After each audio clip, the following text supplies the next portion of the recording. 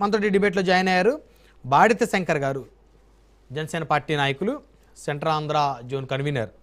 So మనతో డిబేట్లో join అయ్యారు. అదేవిధంగా సింగళూరు వెంకటేష్ గారు, సీనియర్ అడ్వకేటు, రాజకీయ విశ్లేషకులు, వారు కూడా మనతో జూమ్ కాల్ జాయిన్ అయ్యారు. అదేవిధంగా వేల్పూరి శ్రీనివాస్ గారు, కాపు నాయకులు, వారు కూడా మనతో జూమ్ కాల్ జాయిన్ అయ్యారు. రైట్, మనం ముందు సింగళూరు వెంకటేష్ గారితో మాట్లాడదాం. సింగళూరు గారు నమస్తే అండి. నమస్తే బ్రహ్మనాయుడు గారు. సో ఇప్పుడు మీరు అంబటి రాంబాబు గారు వాదన విన్నారు, జనసేన ఎమ్మెల్యే బొలిశెట్టి శ్రీనివాస్ గారు వాదన విన్నారు. సో ముద్రగడ పద్మనాభం గారికి ఎవరు గౌరవించినట్టు, ఇద్దరు ఎవరి వర్షంలో వారు ఇద్దరు గౌరవించారని చెప్తారు. చాలా క్లియర్గా నేను అడిగాను బొలిశెట్టి గారిని.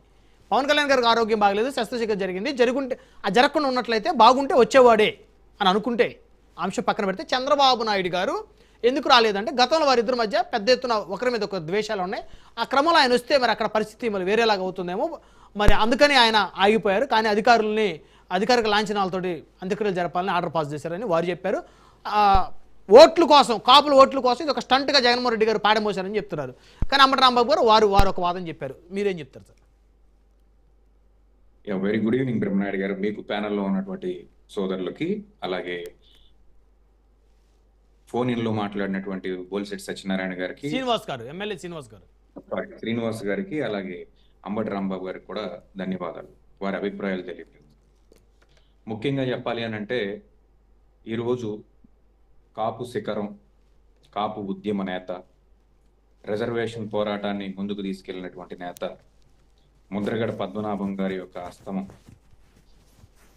చాలా బాధ కలిగించే విషయం. కాపు సమాజానికి ఇది చాలా తీవ్రమైనటువంటి ఓటు. అలాగే ఆయన మృతికి అసురు నివాళులు అర్పిస్తుంది మీడియా ముఖంగా. ఇక ఈ ఖననం చేసేటువంటి కార్యక్రమంలో భాగంగా జరిగినటువంటి ఒక వివాదాలు ఇవన్నీ కూడా చూస్తుంటే చాలా విచారం కలుగుతున్నటువంటి ఒక పరిస్థితి. ఓట్ల కోసం జగన్మోహన్ రెడ్డి గారు పాడిమోసారని చెప్పేసి అని అంటున్నారు, లేకపోతే తండ్రిగా ఫీల్ అయ్యి, ఆయన తండ్రి సమానుల్లాగా ఫీల్ అయ్యి ఆయన చేశారని చెప్పేసి అంబటి రాంబాబు గారు అంటున్నారు. రాజకీయ నాయకుల యొక్క వాదనలతో మనం మాట్లాడాల్సినటువంటి అవసరం లేదు. వారి యొక్క పార్టీ యొక్క లైన్ని బట్టి వారు మాట్లాడతారు. కాబట్టి దాన్ని మనం పెద్దగా క్రిటిసైజ్ చేయాల్సినటువంటి అవసరం అయితే లేదు. ఒక విషయం అయితే మనం ప్రస్ఫుటంగా చెప్పాల్సింది ఏంటంటే, నేను శ్రీనివాస్ గారికి క్రిస్టల్ క్లియర్ గా చెప్పదలుచుకున్నది ఏంటంటే, భీమవరం కార్యక్రమం ఏమి నిన్న నైట్ ఫిక్స్ అయినటువంటి కార్యక్రమం కాదు. ఇది లాంగ్ బ్యాక్ జరిగినటువంటి ఒక కార్యక్రమం. భీమవరం మత్స్యకారులకు సంబంధించి లేదా ఆక్వా రైతులకు సంబంధించినటువంటి ఈ కార్యక్రమం ఏదైతే ఉందో, సుమారుగా నెల రోజుల క్రితమే ప్రభుత్వాన్ని హెచ్చరించారు జగన్మోహన్ రెడ్డి గారు.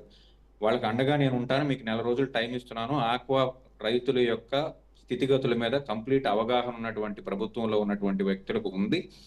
ఈ ఆక్వా రైతులకు సంబంధించినటువంటి ఫీడ్కి సంబంధించినటువంటి రేట్లు అడ్డగోలుగా పెంచారు. దీన్ని తగ్గించమంటే కేవలం ₹2 మాత్రం తగ్గించి కంటి తుడుపు చర్యలుగా ఉన్నారని చెప్పేసి అని ఆయన మాట్లాడినటువంటి పరిస్థితి. ప్రభుత్వానికి ఒక అల్టిమేటం ఇచ్చారు. దాని ప్రకారమే ఫిక్స్ అయినటువంటి ప్రోగ్రాం.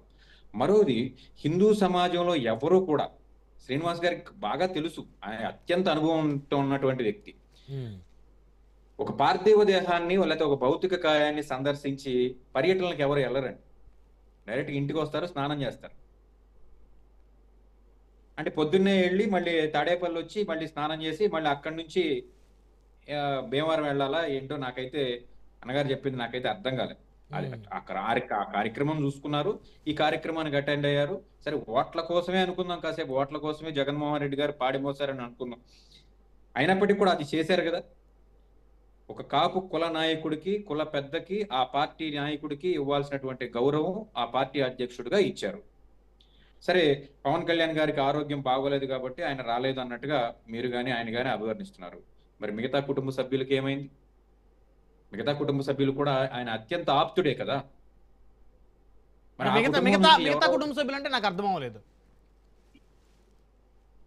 పవన్ కళ్యాణ్ గారి కుటుంబ సభ్యులకండి ఇందులో అర్థం కాకపోవడానికి ఏముంది? ముద్రగడ గారిని చంపేస్తున్నారు అని చెప్పి దాసరి నారాయణరావు గారు కానివ్వండి, పల్లవరాజు గారు కానివ్వండి, ఎలాంగ్ విత్ మెగాస్టార్ చిరంజీవి గారితో రాజమండ్రి ఎయిర్పోర్ట్ లో దిగినప్పుడు చేసినటువంటి కార్యక్రమాలు మాకు అందరికీ గుర్తున్నాయి.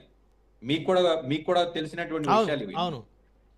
సో ఆయన ఎలా వెనక్కి పంపించారు, చిరంజీవి గారిని ఎలా వెనక్కి పంపించారు అనేది మనందరం చూసాం. ఈరోజు పలు సందర్భాల్లో పార్టీ బలోపేతానికి శ్రీకాకుళం నుంచి ఏలూరు వరకు పలు రకాల మీటింగులు పెట్టారు నాగేంద్ర బాబు గారు. ఆయన విజిట్ చేస్తే చాలా గౌరవంగా ఉండేది. సరే, చిరంజీవి గారు అంటే ఆయన షూటింగ్ లో ఉన్నారు, కొన్ని కోట్ల రూపాయలు వెచ్చించి పర్ డే ఆయన షూటింగ్ చేయాల్సినటువంటి పరిస్థితి. అనేక మంది నటులతో కలిసి ఆయన షూటింగ్ చేస్తున్నటువంటి కార్యక్రమంలో ఖచ్చితంగా ఆయన ఇమీడియట్ గా రాలేకపోవచ్చు.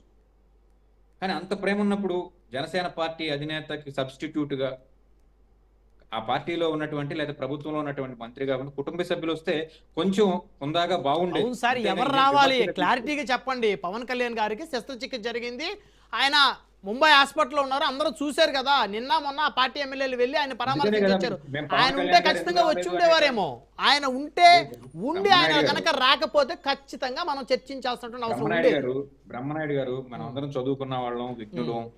కాబట్టి పవన్ కళ్యాణ్ గారు ఉన్నటువంటి స్థితి ఏంటనేది మనందరికీ తెలిసిన విషయమే. కాబట్టి పవన్ కళ్యాణ్ గారు రాలేదు అని చెప్పేసి నేనేం అనట్లేదు. ఉమ్.